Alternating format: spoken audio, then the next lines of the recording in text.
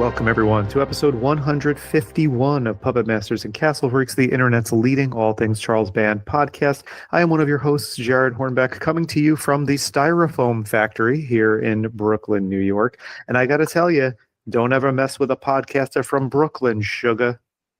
Don't. I think you want to. I know inherently that you want to, but please don't. No, I'm not the only one who is parking these very fancy cars in this giant LA mansion. No, who else is here with me?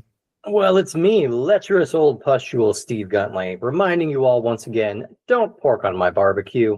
This is the podcast about delicious buns, sexy pool parties, and Sergio Volente. That's because this is the podcast about Valet Girls, a spectacularly 80s TNA comedy with some secret kind of feminist leanings, I would say.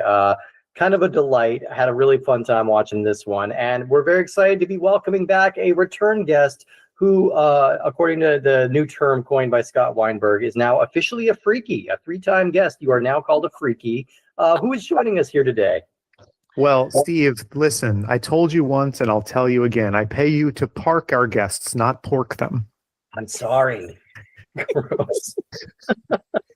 No, our guest today is return guest Erin Dawn of the Manic Movie Monday podcast. A fan favorite, honestly. Like the feedback that we got from our Beach Babes episode and from our Huntress episode, a lot of people were, leaving comments and things saying how much they enjoyed Erin on the show. So we had to bring her back, and this was just kind of like a perfect union here for Erin and this movie. So I can't wait to talk about it with you, and thank you again for coming back on the show. Thanks for having me. I will not sleep with either one of you for a part, though. I'm just gonna throw it out there. I do not need that singing career that bad. We will revisit the contract. Yes. Thank you so much for having me. I absolutely adore this podcast. I love coming on here, and this is fun. This was a first time watch for me, so I'm kind of excited to talk about it.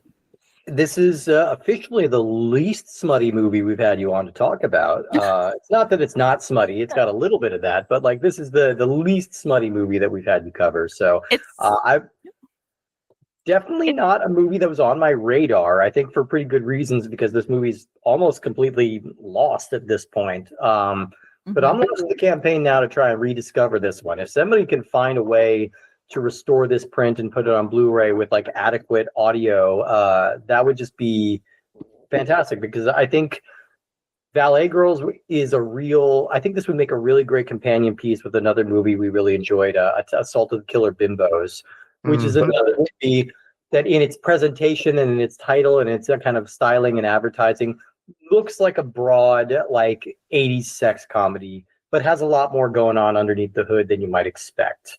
And I think that was kind of the surprise that I came to with this movie. Well, I'm glad we got Erin here because, we've covered some smutty movies before. Now we're dealing with like a more Hollywood movie. And, Erin has been called the young Clara Peller by some people. Right. Like the reference, seriously, the like you could be the next Margaret Hamilton. I was like, what are they fucking 80 years old? Like reference. I feel the need to kind of slam on the brakes here for a moment and just kind of indulge our listeners who are under the age of 40 for who exactly Clara Peller was. And Margaret Hamilton, for that matter. And Agnes Moorehead. Story with Margaret Hamilton I can share in a minute. But yeah, we should say Clara Peller was a woman who was constantly in search of the beef. She could never find it. She was always wondering where it was, and she was loudly questioning the universe. Where is the beef? She's also the woman who, if you want to put the blame on her, single-handedly cost Walter Mondale an election. Yes, because Walter Mondale was the one who actually used that catchphrase. And Clara Peller also has a cameo in one of my favorite, very kind of underappreciated 80s movies, Moving Violations. Oh, sure. Yeah. Mm-hmm. And Margaret Hamilton, you might know her as the Cynthia Erivo of her day, because she was the original Wicked Witch of the West. And my origin story with Margaret Hamilton is that when I was very, very young, maybe 5 or 6, I saw her on an episode of Mr. Rogers. Now I already loved The Wizard of Oz. I'd already watched that a lot, so I knew who the Wicked Witch of the West was, and I was like, oh my God, that's what she looks like when she's not green. And the next day, for some reason in kindergarten, Wizard of Oz came up. The teacher made a reference to the Wicked Witch of the West, and I said, oh, you mean Margaret Hamilton? That blew my mind like so bad. Like she was like she was calling my parents and like, oh my God, he just knew this name off the top of his head. And I think that validation that I got early on is why I can now I have IMDb brain, and I can just kind of like pull any actor in any movie and anything. Like I think we all have that similar ability. It's the least useful superpower that a person could have. It makes us fun at parties, but don't ask me what my GPA is. So listen, we are. You definitely want us on a trivia team. You do not want me balancing the checkbook. I will say that. Yeah, you do not want me doing anything that involves numbers. But if you want to know who the star of Valet Girls is from 1986, I can tell you. I can tell you all that information. Yeah, and we get an Agnes Moorehead one too in there, who was Charles Foster Kane's wife in Citizen Kane. She also worked with Orson Welles again because she's in The Magnificent Ambersons, and I think maybe to I say slightly younger, meaning significantly older than we are right now, audience. She is Endora from Bewitched. That's how I knew her. Yeah, we had. I'm old enough that I still had Bewitched reruns. She's also, I'm pretty sure, I could be getting this wrong, but I think she's the old woman in the Twilight Zone episode where Robert Redford plays Death. Oh, I don't remember. Yeah, I believe it. I believe it for sure. But I am surprised that this movie just let the name Moorhead hang there and didn't like pick up the pun on that, because this is a movie that does not leave a whole lot of those on the table. Like when there's an opportunity to make like a dirty, lascivious play on words, they're seizing on it. You can't have a character named Moorhead when you already have a character named Connie Lingus. Exactly. Yeah. Exactly. Yeah, it's funny though because if you gentlemen did your homework, we know this was written by two gay men. And I love that. Like I absolutely thought that was fabulous, and also very interesting, because this film is almost a kind of a scathing takedown of that predatory casting couch behavior that was going on. Well, still goes on. Let's be honest. In the 80s, right? And so these girls are having to navigate that and navigate it and try to keep their jobs at the same time, which was very difficult at that time. Yeah, absolutely. Well, let's get into Valet Girls a little bit, because there's not a whole lot to say about the production of this, but there's definitely going to be a lot to say about the movie itself. So Valet Girls was released January 1987, shot in 86. It was directed by Rafal Zelinsky. It's written by Clark Carlton, and it stars Mary Marshall, April Stewart, Mary Conard, Jack DeLeon, John Sharp, Michael Carm, Steve Lyon, Randy Vasquez, Stuart Fratkin, Tony Cox, and John Terlesky. Lots of people. That's not even all of it. It's a big cast of people like filtering through.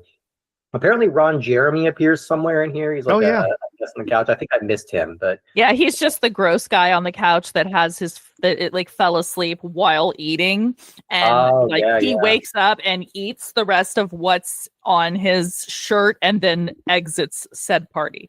Yeah, that tracks. Minor sidebar on that, but again, I'm not praising Ron Jeremy in any way, because he's a fucking creep and everybody knows it. But like, there was a time when that was the sexual male ideal. If you really want to know the difference between the 70s and today, Ron Jeremy was the most famous adult star of his time, and his nickname was the Hedgehog, and he looked like a hedgehog, and that was not. That was like the biggest guy in porn for a long time. He had some of the trademarks of someone like Harry Reams, but he just didn't have like the looks. Like he had the mustache, but he didn't have anything. Harry Reams had like the face and the body and all that stuff, and Ron Jeremy certainly did not. He just had the mustache. No, he had a 9 3/4 inch cock, and that made him what he was. It had nothing to do with looks. it had to do with the fact that at the time period, being a pornography historian that I am, at the time period, there really was a handful of male porn performers that they had to choose from. You know, it, like I said, it was the Harry Reams, it was the Ron Jeremy, it was the Eric Edwards, the John Leslie, Jamie Gillis. It was these guys, right? So sounds like two handfuls, if you know what I mean. There just wasn't a lot to choose from. So. That's the funny thing. And just look at the way that like the bar has shifted. Like I think there's an expectation for the male performers to be a little more classically hot as it goes along. And I'm not really commenting on it as a good or a bad thing at all. I just think it is fascinating that for one brief period in time, that was the ideal of a male sexual prowess. And it was just, hey, eat a salad every now and again. Yeah, right. It wasn't a P90X kind of time. Exactly. Just, you know, have an apple in between your cocaine.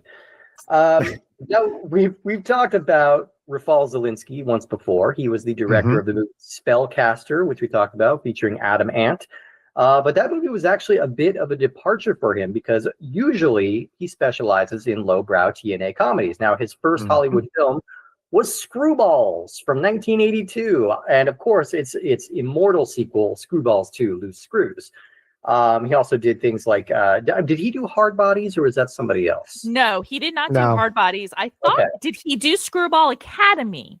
He did do Screwball Academy. Is that part of the Screwballs canon, or is that just a coincidence? I don't know. I have not. Is that part of the SBEU? You're asking. I was going to say you're asking the wrong chick. If you want to talk about Hard Bodies, I can go all day on. I can do a dissertation on Hard Bodies 1 and 2. But we're going to do a Patreon show just on Mark Griffiths and all. Yeah, there we go.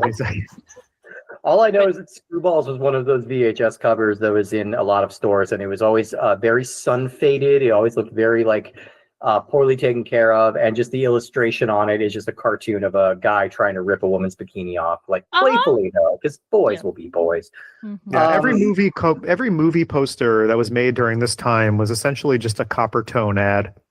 Kind of, yeah, exactly, yeah. See how much of a tan-lined butt we can see. Yeah. Let's replace the puppy with a guy, and take care.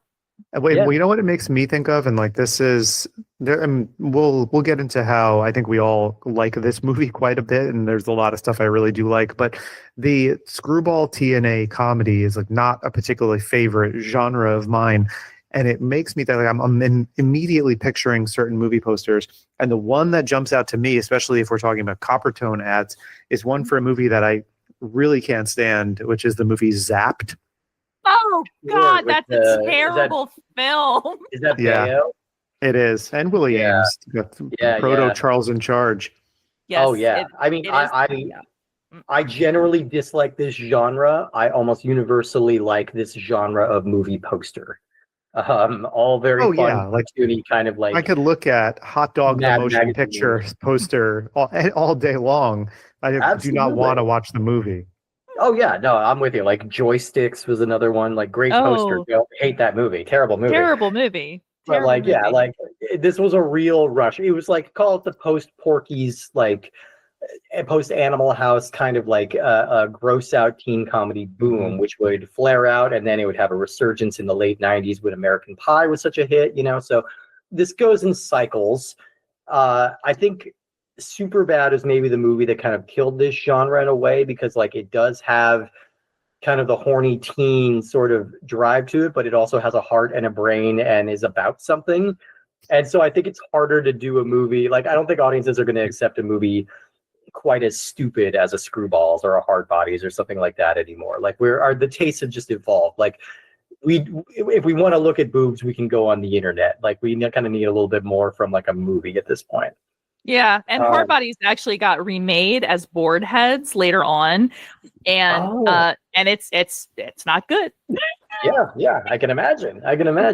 Yeah, but and another thing that shows its influence, I think, on all of these movies too, is Police Academy. Of course, yeah. Police Academy. We can't forget what an what a huge fucking hit the first Police Academy movie was. Like people forget that it was like a cultural phenomenon, and it was like, it's, you know, Hugh Wilson, he already had that WKRP clout, and so people were ready to get behind what he was offering. And like that and Revenge of the Nerds are two movies that I watched countless times as a kid, and then a switch flipped in adulthood where I just went, wow, these are really gross movies. I don't like either of these movies. Really kind of grow up with those movies, like thinking that they are these kind of immortal comedy classics. Animal House is the same way. I would argue Animal House has aged better than most of these. Like it's funnier than a lot of these movies, and like there's still stuff in like Revenge of the Nerds that I enjoy, even though there's a big asterisk in there, which I'm not even gonna talk about. That's been litigated. But you know, there's stuff in some of these movies that I like. Like when these movies are at their best, they do have kind of a naivete to them that's appealing. You know, there's something there's the feeling of being a horny, sexually inexperienced, like 15-year-old that's being like it's being transposed. These are the fantasies of like a prepubescent boy that are being kind of transposed, and so there's something kind of naive and endearing about that in its way, but it also is a little bit of a gross boys will be boys kind of comedy, and it just hasn't aged well. Yeah, that's kind of why I actually prefer, hot take coming, guys. I actually prefer Porky's 2 The Next Day to Porky's, because Porky's 2 deals with issues of racism. It deals with, you know, overturning local government, the religious right. Like it has all of these really relatable elements to it, and they're the sort of the TNA element of it is quite small in comparison to, say, the first one. The first one dealt with issues of anti-Semitism, which was interesting, but the second one really drives home this, you know, like no, we're taking down the Ku Klux Klan, we're taking down the religious right, we're taking down local government, we're taking down men who like underage girls. Like I fucking hard, you know, whatever you want to say. I jocked very hard for Porky's 2 The Next Day. So, but it gets lumped into the whole teen sex comedy. That's good to hear. I mean, I will say I think I engaged with the first Porky's movie too late in my life. I saw it in my late 30s, and I'm already like, I don't get the appeal of this, and so I never stuck with it. Like I never watched the rest of the Porky's oeuvre, as it were. Gotcha. But yeah, but this movie is kind of it's being sold in that vein. It's being presented in that vein, and it's coming from a director who's worked in this genre for a while. And so I think people didn't really know how to market this or how to make it. And so I believe this is an Empire pickup, if I'm not mistaken. I could be wrong, but so it got a very small distribution from Charles Band, as was often the case back in the kind of nascent days of VHS rentals, as it was just starting to pick up. You know, Band would put out these movies for kind of a perfunctory theatrical release, usually for a week or two in just a handful of theaters, and then it would get dumped straight to video, where it would perform a lot better than it I'm going to was. say, Steve, I think, no, I could be wrong about this, but I actually think that this was an Empire production. Oh, okay. All right. Yeah. I think it was one of those sold off to MGM, especially for when the home video, you know, for its home video release. But I do think that it was an Empire Pictures production. Okay, so I believe. And Band did not do a lot of comedies necessarily. So like sometimes we will encounter these from time to time, and so I think that was my initial impulse was that the pickup. But this is just a gloriously locked in the mid 80s relic. Like this is it's kind of doing the Clueless thing, where it's like, this isn't how kids in the 90s dressed, but this is how fashion was kind of being dictated. And this is like the ways that they were trying to kind of like drive the conversation. And so this is kind of capturing this sort of 80s ideal in a way, rather than the actual truth of the 80s. But it's set in Beverly Hills in 1986, and it is about a bunch of girls who are trying to make it in the entertainment industry. And right now they're at the bottom rung. They're working as parking valet cars for like this company that loans out these services to various different Hollywood bigwigs. Now, I feel like, I know valet parking has probably been around for a long time, but I feel like it was becoming like a status symbol sort of thing in the 80s and 70s, where it's like, ooh, this place is fancy because they park your car for you, Yeah, so it was kind of, I think that's kind of capturing a thing. Like it's weird to say valet parking is like a trend of the 80s or anything like that, but it was one of those things. Well, yeah, I mean, I guess, you can't say that, but it was definitely a trope that started to appear in popular culture. Like it was sort of the sign of how someone was affluent or well-to-do, as if they had a valet parking their car for them, much like there are numerous references to sushi in this movie, which I think was just introduced to American consumers at that time. It was one of those things. Yeah. Would you eat? Yeah, can you believe it? It's raw fish. Like, what are you doing? There was like, seriously, it is like a drinking game in this film. Like every time they mention sushi, it's like, take a shot. Yeah. Well, I mean, look at the early Ninja Turtles cartoons too. It was a huge point. It was like around 1983, like sushi made its way to Western culture, and everyone collectively said, ew, we would never, and it was this like exotic thing. And it was like, I mean, like sushi being a gross food was the butt of so many jokes in the mid to late 80s. I mean, I think of Ninja Turtles. I mean, that joke is made a million times in this movie. I'm sure there were plenty of like Saved by the Bell episodes where there's like a sushi joke. It's in Breakfast Club. It's in Valley Girl.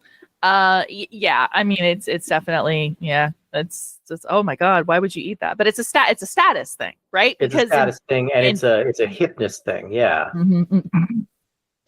Yeah, this is what the cool people are doing. The cool kids are eating sushi. And like LA, and particularly in this time, is kind of being looked at as like the trendsetter, right? And it's also kooky, it's like everybody outside of LA in the 80s is kind of like sneering at LA, but also a little envious of it. They're like, oh yeah, they're doing something really cool and really weird, but they're crazy, they're West Coasters and they're all out of their minds, so that was kind of the vibe, and that's sort of what this movie is tapping into. And coming from Rafal Zelinsky, who has this like history in these movies, you think this is going to be just a bunch of like nudity and kind of crude jokes, and there's plenty of both of that, but this is specifically a Hollywood satire. The butt of the joke are these like aging, kind of pathetic, like old producers and movie stars who are like clearly past their prime, and they're just like using these parties as excuses to be predatory with young girls who don't know any better and are trying to like advance their careers. Yeah, a lot of digs at like Hugh Hefner, because of the whole Midsummer Night's Dream party, right? Yeah. And a lot of digs at just these like aging men that were using this as their personal casting couch. Yeah, I was kind of expecting. The men are not idealized. The men are not the heroes. The men are creeps in this. Yeah. No, I was expecting the camera to pan through, the house and then just close up on Dennis Quaid eating shrimp. God, is that not the most disgusting scene in that film? Like, I swear to God, that is I don't even like. I'm like, I don't want to eat shrimp cocktail anymore because of that. What if it's presented on some sushi? Yeah, no. Cool thing. But yeah, so I will have I'm gonna decide in our official capacity as probably the only podcast to ever talk about this movie, that we get to resolve a Wikipedia dispute here. Now, I've already got it. Right. You already know the one I'm talking about. All right, got so it covered. Wikipedia cites April Stewart, the second billed actress in this movie, who plays Rosalind. They're saying this is the first film appearance by April Stewart, the actress from South Park, who voices pretty much every female character on South Park. This is not her. All right, IMDb says it's a different person. I'm settling this now. This is definitely not her. No. So put it aside, all you people out there. We're looking to write Sharon Marsh /fiction. This is not the debut film of April Stewart. Because I will say, much as I love things about this, I don't imagine a future in voice acting from this particular actress playing this role. Necessary. No, was her. And also Oh, sorry, go ahead. I was gonna say, we were watching this, and my fiance and I were kind of going back and forth, and we were like, yeah, that math don't math, like we were thinking about that because I was like, yeah, like let's just say this. Let's say she's 20 in 86 when they shot this, right? Mm-hmm. Now she would be considerably older than this other voice actor, April Stewart, who I think is 54, 55, something like that. She's like she's maybe 10 years older than we are. So no. And also they don't look alike. There's a whole list of reasons why this is not the same person. So I had a bone to pick with Wikipedia yesterday because I was like, that don't. Yeah. So somebody send an email to John Wikipedia and tell him to go in there and fix that because please. Consider yourself busted by the freakies. That's right. We have gotten that. This is debunked. That being said, like all of the three main actresses in this movie, I don't think any of them continued in the entertainment industry after like 1993 or something like that. Mary Conard, who plays Carnation, I think she appears in a couple episodes of Star Trek Next Generation, and that's kind of for her. Yep. And the others tapped out like shortly after this. So yeah, so I don't think anybody really stuck with it. I think they're all fun. I think they're all engaging and kind of charming. Yeah, I think Mary D. Marshall, who plays Lucy, who is, I have a soft spot for anyone who proclaims themselves a Brooklynite, as she does in this movie. She has an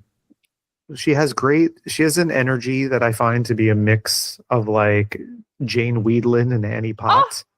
Yes, she's just this little pint-sized, adorable, and also she had quite a pretty good recording career after this movie. So she was actually a recording artist, and so she does sing in the film. That is her singing, and she does have, you can go on YouTube and check out her music. She does have somewhat of a musical career. So no, I think she's fun in this movie. I just couldn't get past the fact that, and this is just kind of a personal anecdote. When I was a kid in the 80s, we shared a house with a two-family house with my mom's friend's family, and this actress is the spitting image of my mom's friend in the 80s, and it was like same hairstyle, everything, and it was just like it was a real time capsule for me because I was like, I couldn't shake the fact that she looked exactly like her with the short hair and everything, and I just was like, oh man, I'm getting some flashbacks here. It is a real mom's friend or kooky aunt hairstyle. Like I think it's something about like if you're around our age, you either had an aunt who had a haircut like this, or you had a mom's friend who had a haircut like this. Yeah. And I love the I love the constant, her not putting on her glasses, right? Because anybody that grew up wearing glasses or had to wear glasses, it was just this bone of contention, right? You're like, oh, I have to, I'm going to the party and I can't wear my glasses, right? Right.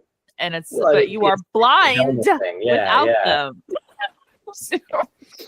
I mean, I believe I'm looking on IMDb, and like I think their quote section is kind of reserved to just like one or two lines or something, and I'm like, yeah, it's like 3 lines on here, and I'm like, this is such a weirdly quotable movie. I feel like there's like I was writing down all these little like jokes and bits. I'm like, I'm always farming for like a potential trivia team name, and I think this one has a ton of them, including I 100% the Nile Children. Amazing. Yeah. I'm going to campaign that a trivia team I'm on at some point is called Vigilante Nun. Vigilante Nun, or like Space Slut, or like there's well, that's so that was an Easter egg. Space yes, it was. Sluts in the Slammer. That was the original Slave Girls from Beyond Infinity title. That's right. Yeah. Which when was that one? That was 87. The year after, yeah. So very shortly thereafter.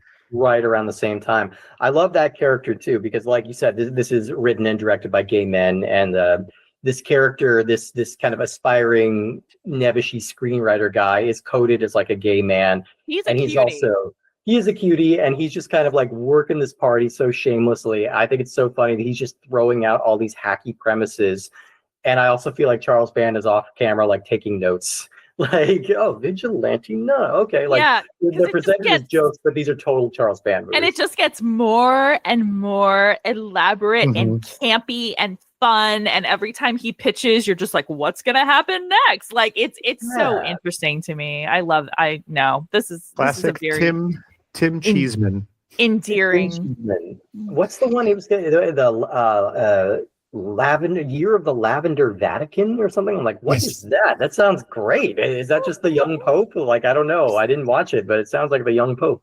Yeah, I have no idea what that is, but that was fun watching this guy like work the party. And then there's this through line of like these sleazeballs are just kind of having this running contest to see how many girls they can nail at this party.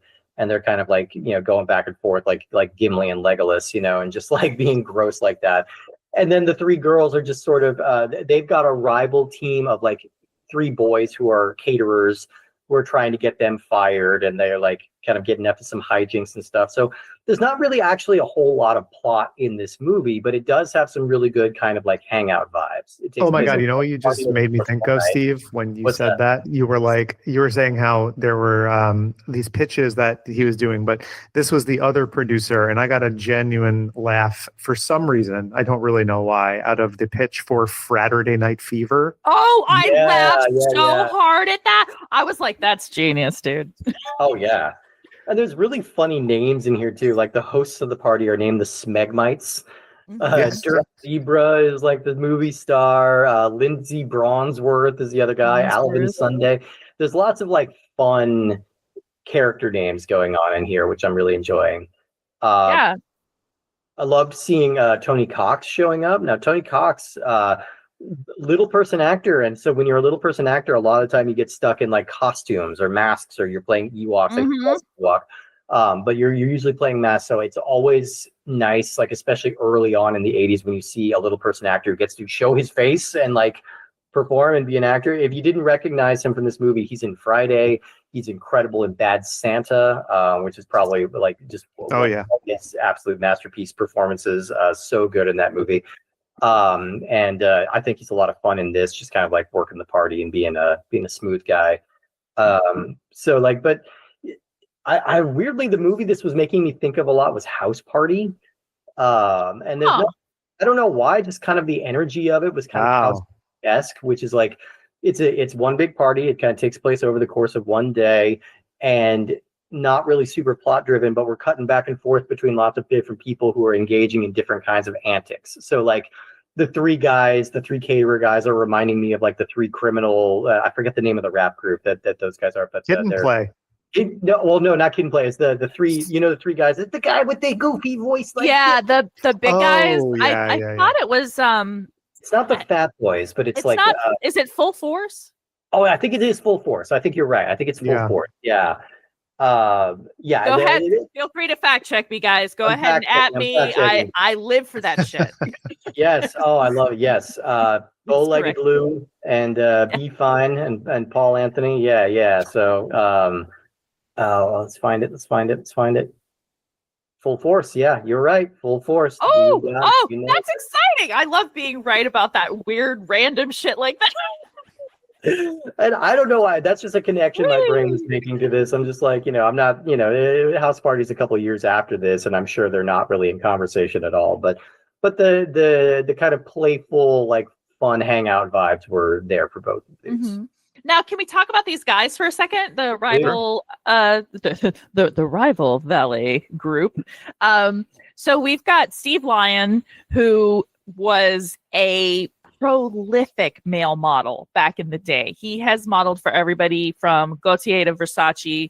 And then he went on, while he was modeling, to become a photographer. And now he's huge. He's a really big photographer. He does, the modeling photography, a lot of wildlife photography, friend of the gay community, just a really awesome dude, Steve Lyon is. And he was in another very sort of under the radar 80s gem, Campus Man. Okay. Where he was the main gentleman in Campus Man.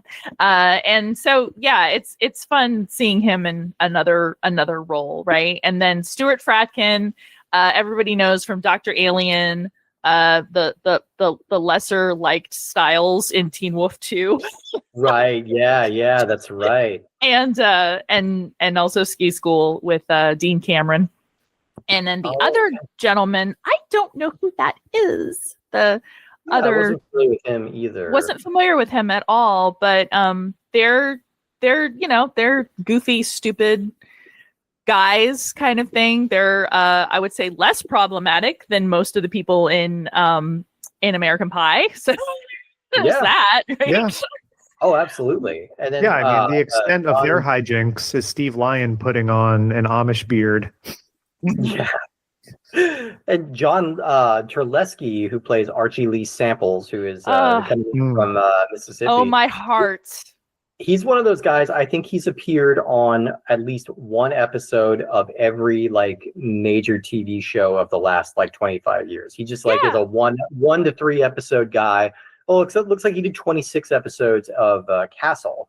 Yeah, he's the director. And so I love the fact that he became a television director, because now I see his name and I'm like, oh, Chopping Mall, Deathstalker 2, this movie, The All-Nighter, Yeah, no, he's a lot of fun in this, just kind of showing up, being a kind of a rather broad caricature. He gets the introducing credit here, but he'd already done Chopping Mall, and he'd done a couple of things going back a few years. So I don't know. I never understand the logic going behind the introducing credit, because I think some directors use it as or sometimes it's an insistence on the agency. The agent will say use the introducing credit because this makes it seem like this is the next big thing and we got him first. It's kind of a marketing thing. Well, Steve, if our episode on The Alchemist taught us anything, is that you can't channel surf without landing on a Robert Glaudini movie. Oh, it's very true. It's very true. Right now, we get people in Walking the Edge. We had Russ Courtney got the introducing credit, and that's a fascinating. I'm like, why did this guy not act in more? This clearly was a star of the making. Should have been a star of the making. Never did anything beyond that. But yeah, so that's just a side tangent about the introducing credit. I get I don't know if y'all get the same nerdy thrill about seeing who the call sheet. Who gets the and, who gets the with, I'm always fascinated by that. I don't know why. And I love that about you, Steve. I appreciate that. Thank you. I'm deeply mentally ill. I want to use the reference that Erin made a minute ago to Chopping Mall as sort of the way to segue into an aspect of this movie that I think is important, especially for the time that it came out, which is that this movie, being an Empire Pictures production, obviously has Charles Band overseeing it in some way. But this project really, I think, was more a Debbie Dion joint than Charles Band. And I think what she was trying to do at the time was to have a more equal split male-female audience and make some movies that she thought would appeal to women. And I think her thinking in doing that was looking at what Julie Corman had done with New World Pictures. And so for New World, it was okay, well, Julie Corman in the 70s was we should put out, movies with largely female casts and female stories, starting sort of with Boxcar Bertha and Night Call Nurses. And then, there's a lot of movies about nurses, young nurses, Candy Stripe nurses. Summer school teachers, and Erin mentioned. Erin, was it you? Did you just say Moving Violation before? Moving Violations was just a fun 80s it's sex comedy, but this much of a sex comedy because it's a PG-13 film. But we get into the 80s with Julie Corman's stuff. It goes away from that a little bit. I mean, and then you have she is credited as a producer on Chopping Mall, and then a movie that I feel is probably, if for no other reason, based on the poster, kind of a kindred spirit to this movie, which is Last Resort. Oh yeah. Okay. But I think that was a really these sort of trends are always really fascinating to me. And I think looking at how Empire, I was going to say Full Moon, but I would be incorrect because we're not yet into the full moon years, but how Charles Band and his endeavors are always sort of maybe shadowing the things that Corman was doing, and how you can always, for a lot of these things, you can, if you're looking at an Empire picture, you can go a couple of years prior and see what New World was doing. And it's like the word traveled to Charles Band shortly thereafter. But I like, this Debbie Dion was like, let's, make a movie that's more female led. And I think the female perspective in this movie is a lot of fun. And I think it's subversive, like you kind of mentioned earlier on, where you expect this to be a very raunchy TNA movie. And it's really not. And Steve was totally right comparing it to Assault of the Killer Bimbos, because we were expecting Assault of the Killer Bimbos to be sort of problematic. Before we really got into exploring the whole Anita Rosenberg of it all, we were like a little bit, I guess, maybe unsure what to expect. And then watching it, it's like, oh, wow, this is fun and this works. And this is kind of great and a precursor to Thelma and Louise. Yeah. And I think for this one, I think not a ton happens in this movie, but I'm okay with it because I like just how committed everyone is to being present and over the top in this movie. So I'm cool with just hanging out at these parties and following these three characters around. I don't need a ton of plot. I think Assault of the Killer Bimbos definitely benefits from having the like women on the run and the law aspect of that movie. I don't think it's almost inconsequential here, them getting fired from the original agency, because it's like it happens so late in the movie. It's like, well, they're going to get their jobs back, and that it seems kind of like rushed. I'm cool just hanging out and listening to the Fibonacci's. Yeah, see? Yeah, exactly. I like you brought up that, like, that is an interesting trend I hadn't been thinking about, where like the partners of these film producers or film directors are getting a little leeway to make their own passion projects, and they tend to be a lot hornier and sillier than anything that their husbands were doing. I was realizing that the tradition's being kept alive now with Ethan Coen and his wife Trisha Cook, who Drive Away Dolls and Honey Don't are both so horny compared to anything else the Coens have ever done, and they're being driven primarily by her, like kind of her passion project and her sort of sensibilities. So I don't know, just a fun connection I thought of. Like that's a fun trend that you can kind of put your finger on. I was thinking about like what I would pair this with, just thinking about it. And I would actually pair this with a very kind of super hard to find. And like I said, only out of VHS release. I hate sometimes that movies get this thing, but like is a movie called Welcome to 18, which was Courtney Thorne-Smith, Mariska Hargitay from SVU, and Joanne Willette from Freddy 2. I'm going to stop you for a second, Erin. On this show, it's Mariska Hargitay of Ghoulies, and it's Joanne Willette of Just the 10 of Us. Oh my goodness. So, but I adore that movie. I mean, I love the female spirit of it. I love the music. I love the clothes. I love the fashion. I love all of that stuff to it. So therefore I would put it with this, because this is a movie where I love, first of all, LA in the 80s. That is my favorite genre. Like I love just the subgenre of like, oh look, there's Capitol Records, and there's there's trashy lingerie. They're leaning against the opening to trashy lingerie. That's amazing. And I mean, the glass bricks, dude. Everywhere. My parents had the glass bricks, right? And I, of course, am, anyone who knows me, anyone who follows me on social media or listens to me on the show knows that I am the biggest Miami Vice fan of all time. So I love architecture, and so when I see houses that have shown up several times over, and this one, there's, it's no exception, because we've got the Dutch Castle. The Dutch Castle made an appearance in Once Bitten. It's in this, and it's in a 1988 movie called Midnight. And that's this absolutely gorgeous 6,000 square foot house, which is worth somewhere in the neighborhood of $14 million today. off the market, has a smaller house attached to it that's 1,600 square feet, still Yep. more than my apartment. And Mhm. Same. and they have filmed this. It's at 1366 Angelo Drive in Beverly Hills, California. And it's this, you know, this. But yeah, as soon as we were watching it, my fiance goes, "Once bitten," like that. Yeah. And I was like, "Yeah, it's the house for Once Bitten. Good for you, honey."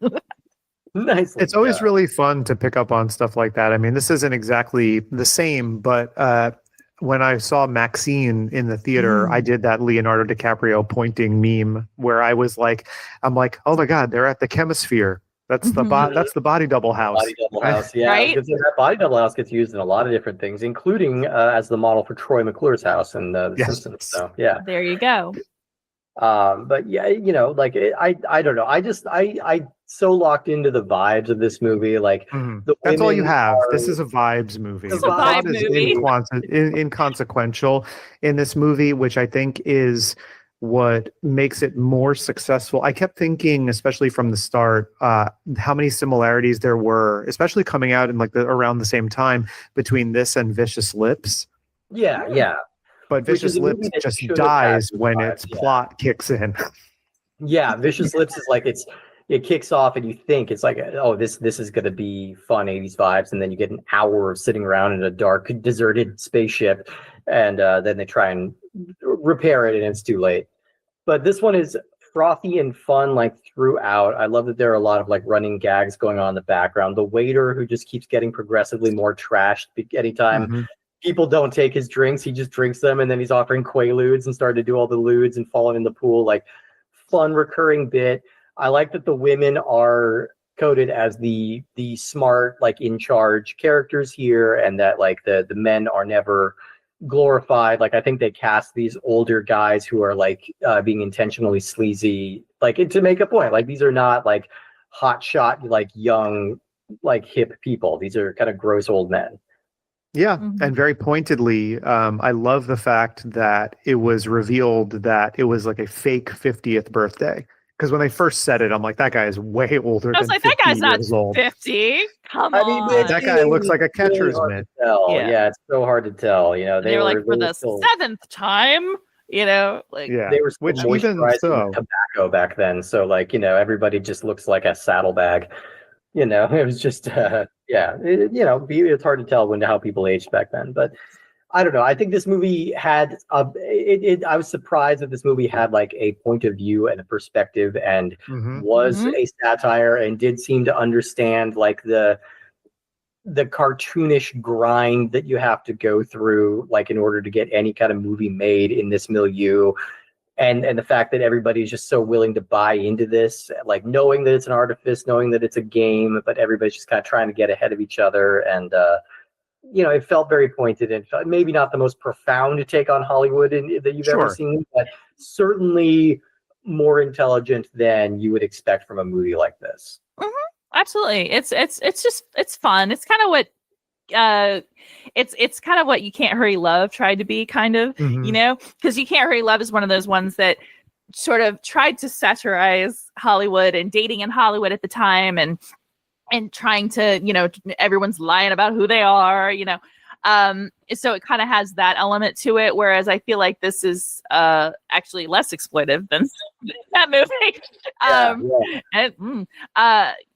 It's still, with this one, I felt like there was kind of a cool little female camaraderie with the three of them. And then when you add Terlesky to the mix, like he wants to, and he's cool, man. He's like, well, if you're going to move to Hollywood, I guess I'm moving to Hollywood too. And I was like, oh, thank God. I thought we were going to go someplace totally different with this, And I was like, oh, good for them. And I was like, well, clearly this was written by two gay men, right? Like this is, of course, this has heart, soul, it's well written, it's witty, it's scathing. Like, it's like, me more. So and it is kind of like a nonstop gag machine. There's a one-liner being dropped like every couple of minutes, or every other line is like another little witty bone mow, and it's like some of it, and with any time you're having something like that where it's just the sheer velocity of jokes being thrown, like some of them are going to hit and some of them aren't, but the trick is you just keep moving, and you keep the pace up.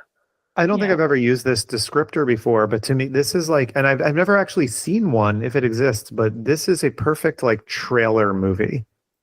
Like this is a perfect like yes, it the late. is. It's like the valet ladies of LA are hot, and then you insert a shot of like one of them saying something suggestive, and it's like, but the guys are not. And then there's like a slide whistle, and then there's like something happening, and then there's like a butler falling in a pool. Like there's just all of these.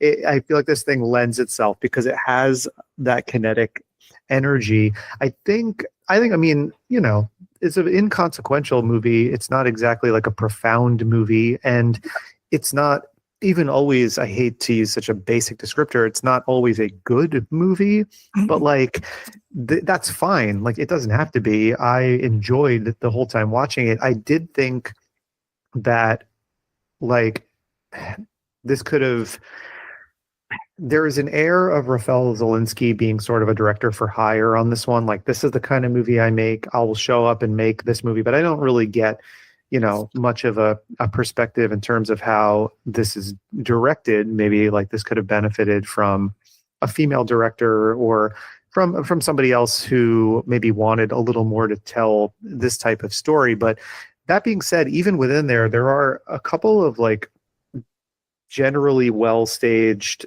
shots. Like for example, there's a shot with Tim Cheeseman and Victor Smegmite where he's pitching him and they do like a 360 shot around the room, and I was like, oh, that's a really interesting way to have shot this scene that does not need the camera to move.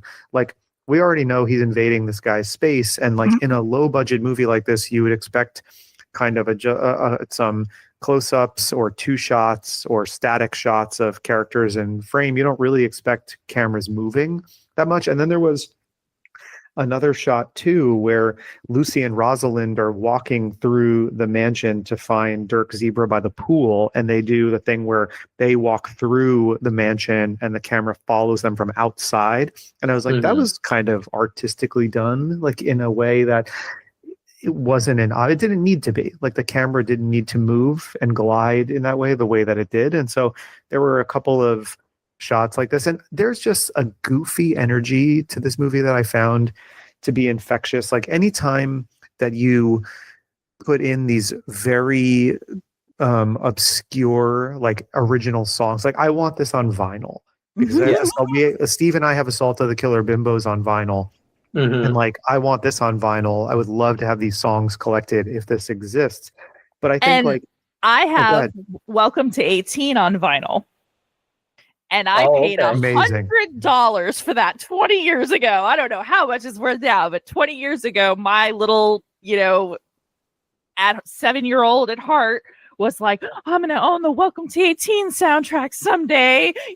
So I have it. I have it on vinyl. We all have sort of our white whale in that way. And for me, I'm still waiting for Sorority Babes in the Slimeball Bowl-orama to be available on vinyl.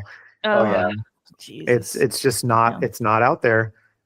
Somebody has to find, not only, I forget the name of the guy who sang the Here in the Darkness song that is the opening song, but I know the rest of the score is Guy Moon. Guy Moon. Creepazoids, right? So like, is Guy Moon still alive? We can't find David Dakota, so can we find Guy Moon? Yeah, I don't know. I would definitely campaign to find that on vinyl. That would be like something I would try really, really hard to get my hands on if I ever found out it was available. But like in this movie, I'm saying, the vibes are so immaculate that, are Mary Marshall and April Stewart like giving good performances? Not really, but that doesn't matter. It's like, I will listen to April Stewart put this accent on, even though she sounds way more like an Australian than she does a British person. It doesn't matter. It's like, I can't imagine anyone else delivering those lines that way in that voice while wearing like a cummerbund and a tuxedo jacket and mesh leggings. Yeah, it's fun. It's a vibe. It's a moment, right? It's it's bonbons, as my brother would say. You know, my Yeah. brother would reference movies. He says it has no, it has no nutritional value whatsoever. It's bonbons. It's fun, you know?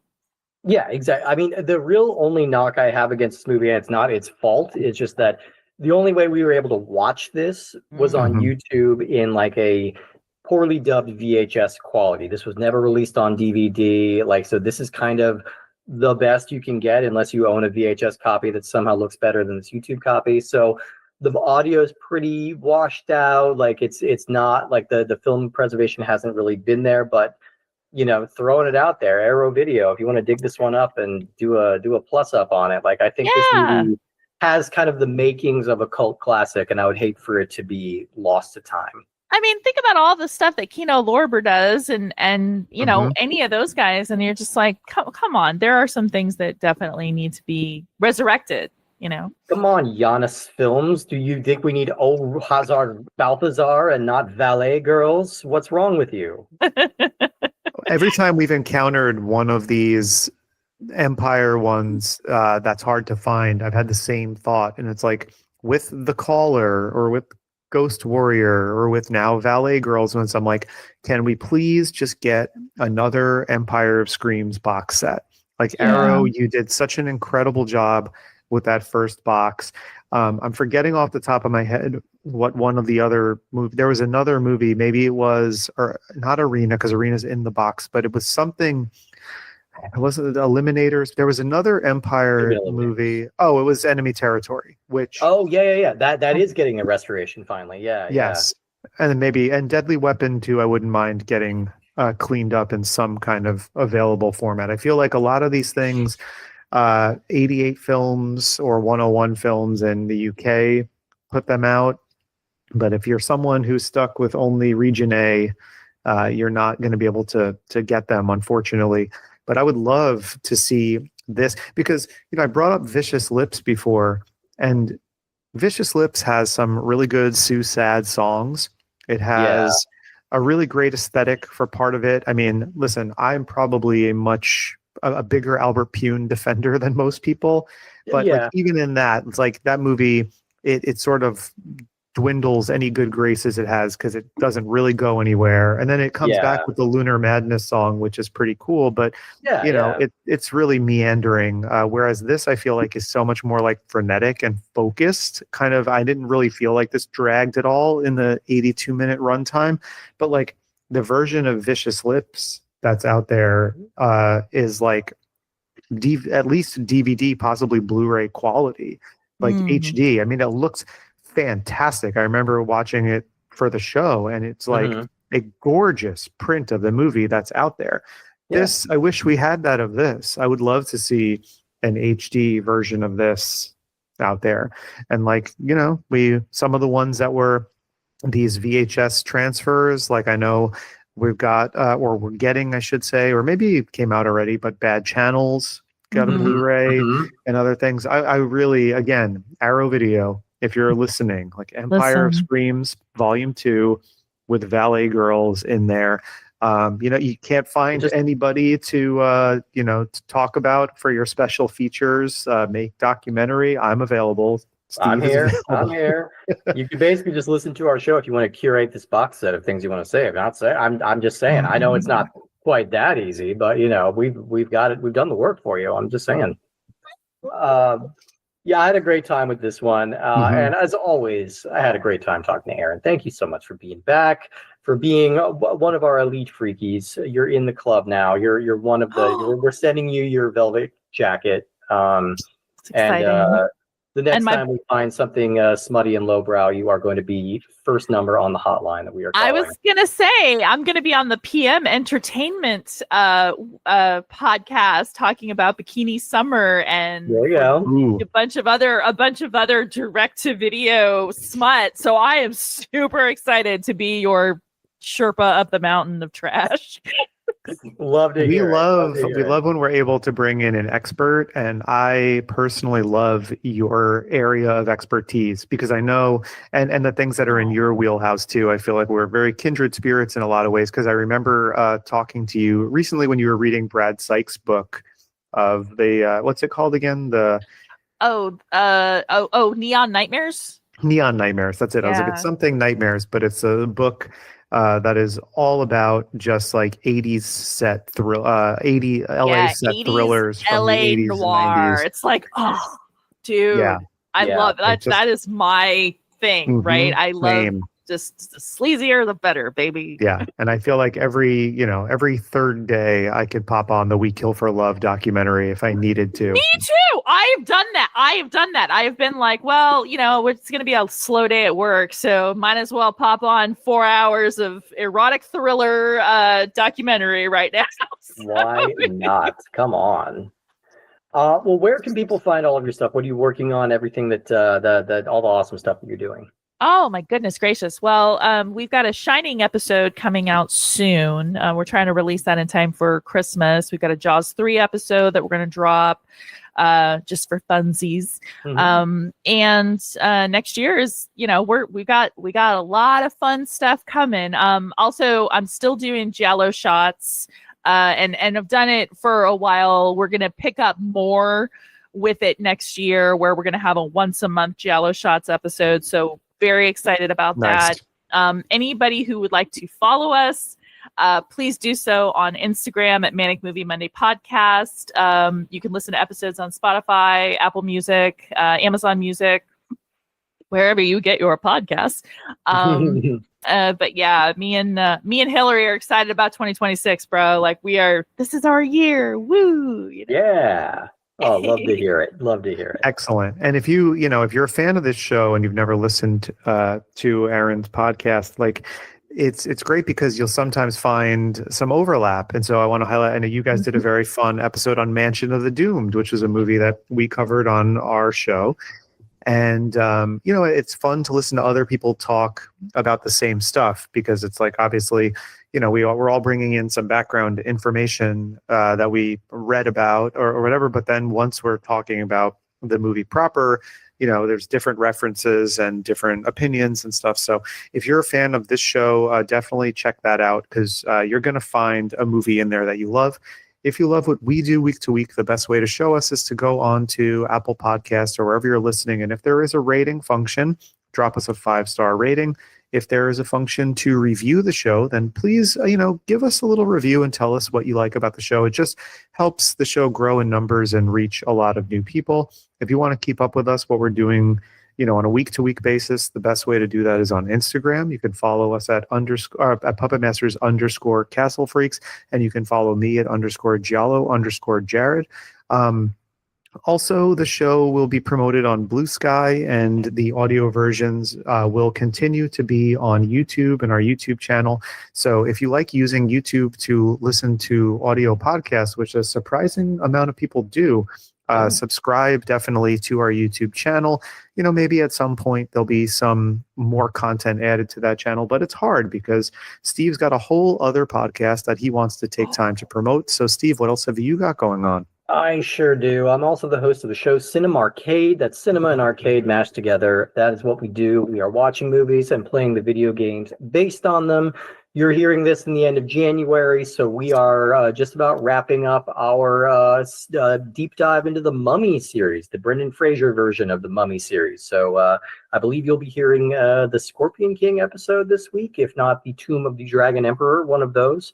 But we've got a whole bunch of fun stuff coming up for you guys in the new year, which I don't even know. I haven't planned it out exactly, but I'm going to surprise myself as we go.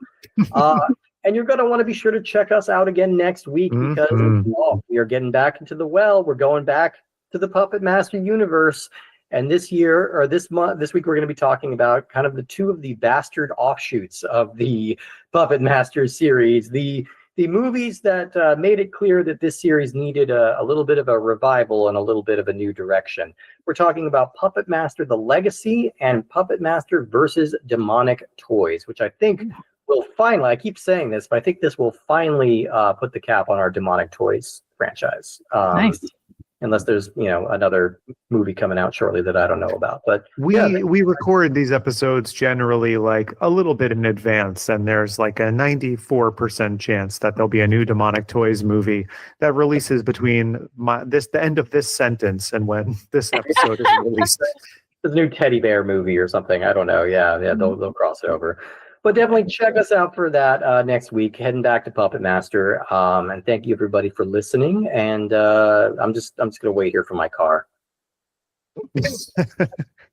Well done. Thank you, Erin, for choosing VALET Girls and bringing it to our attention, because I genuinely had no idea that I was going to enjoy this one as much as I did, and I'll probably put it in a somewhat recurring rotation with Assault of the Killer Bimbos and Sorority Babes in the future. So that was such a great choice, and I'm so glad that we got to do this, and we always love having you on. So hopefully, you'll indulge us and come back again at some point. Thank you so much for having me. I really appreciate it. I love the show. I do listen, and it's just nice to be included. So thank you. Thank you so much. All right, we'll see you all next week, y'all. All right.